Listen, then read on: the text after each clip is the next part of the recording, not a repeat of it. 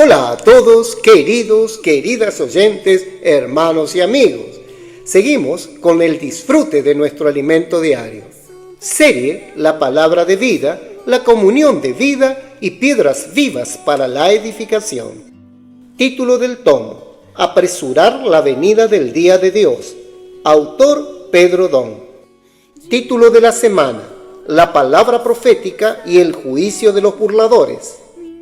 Día miércoles, leer con oración. Así será mi palabra que sale de mi boca. No volverá a mí vacía, sino que hará lo que yo quiero y será prosperada en aquello para que la envié. Isaías capítulo 55, versículo 11. Repetimos: así será mi palabra que sale de mi boca. No volverá a mí vacía, sino que hará lo que yo quiero y será prosperada en aquello para que la envié. Amén. Título del día: La palabra de Dios hace la obra. Debemos recordar siempre que la obra de Dios se realiza por la palabra que sale de su boca. No podemos usar el pensamiento humano para medir lo que Dios piensa, ni tampoco podemos usar los caminos del hombre para tratar de entender los caminos del Padre. Isaías capítulo 55 versículos 8 y 9. Pablo dijo que ni siquiera podemos pensar algo como de nosotros mismos, sino que nuestra competencia proviene de Dios, el cual asimismo nos hizo ministros competentes de un nuevo pacto, no de la letra, sino del Espíritu, porque la letra mata, mas el Espíritu vivifica.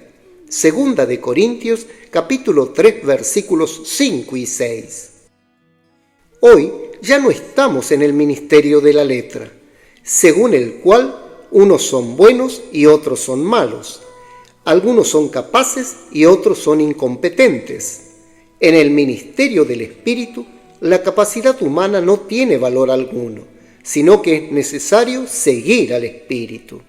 Esto es algo difícil de entender para el hombre común. En gran parte de los 20 siglos de historia de la Iglesia, el hombre ha pensado que su capacidad es la que hace la obra de Dios. Pero no es así.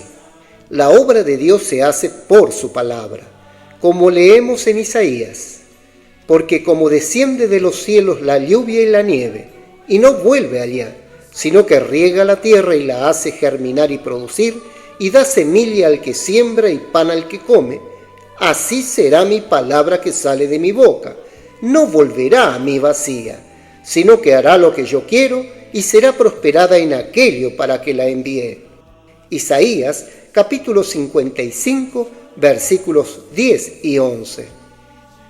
Espiritualmente hablando, la tierra representa nuestro corazón y la lluvia, representando la palabra de Dios, riega y fertiliza la tierra, haciéndola brotar. La palabra que sale de la boca de Dios no es palabra de hombres, porque si lo fuera, no produciría nada. Por eso podemos estar seguros de que la palabra profética viene de Dios, porque vemos lo que ha producido. Nada de lo que Dios dice es en vano, siempre produce algo. Pablo declaró a los corintios que su predicación no consistía en elocuencia ni en sabiduría de palabras, para que la cruz de Cristo no fuera hecha vana. Primera de Corintios capítulo 1 versículos 17 y 18. Él también dijo: y ni mi palabra ni mi predicación fue con palabras persuasivas de humana sabiduría, sino con demostración del Espíritu y de poder, para que vuestra fe no esté fundada en la sabiduría de los hombres, sino en el poder de Dios. Primera de Corintios capítulo 2, versículos 4 y 5. Por eso, en los primeros días de la Iglesia, muchas cosas maravillosas sucedieron, como resultado del poder contenido en la palabra de Dios transmitida por los apóstoles. Cuando damos libertad para que la palabra de Dios fluya con poder y el Espíritu actúe en la Iglesia, de nuevo aparecen las señales. Los adolescentes son testigos vivos del poder de Dios. Hoy aman la palabra y Dios los está usando para llevar adelante su obra. La multiplicación del número de personas que ha ocurrido no es por nuestro trabajo ni por nuestro mérito, sino que se debe a la palabra de Dios. Cuanto más crece la palabra de Dios, más se multiplica el número de personas. Cuanto más rumiamos la palabra, más la disfrutamos y más se genera entre nosotros el fruto del Espíritu. El Señor Jesús dijo que la palabra del enviado de Dios hace su obra. ¿No crees que yo soy en el Padre y el Padre en mí? Las palabras que yo os hablo, no las hablo por mi propia cuenta, sino que el Padre que mora en mí, Él hace las obras. Juan, capítulo 14, versículo 10. Jesús solo hablaba lo que el Padre quería, y cuando Él hablaba, esa palabra hacía la obra de Dios, porque el poder de Dios estaba en ella. Ningún hombre es capaz de hacer semejante obra. El hombre es presuntuoso y piensa que es capaz de ayudar a Dios en su obra, pero todos los habitantes de la tierra son considerados como nada, y Él hace según su voluntad en el ejército del cielo y en los habitantes de la tierra, y no hay quien detenga su mano y le diga: ¿qué haces? Daniel capítulo 4, versículo 35.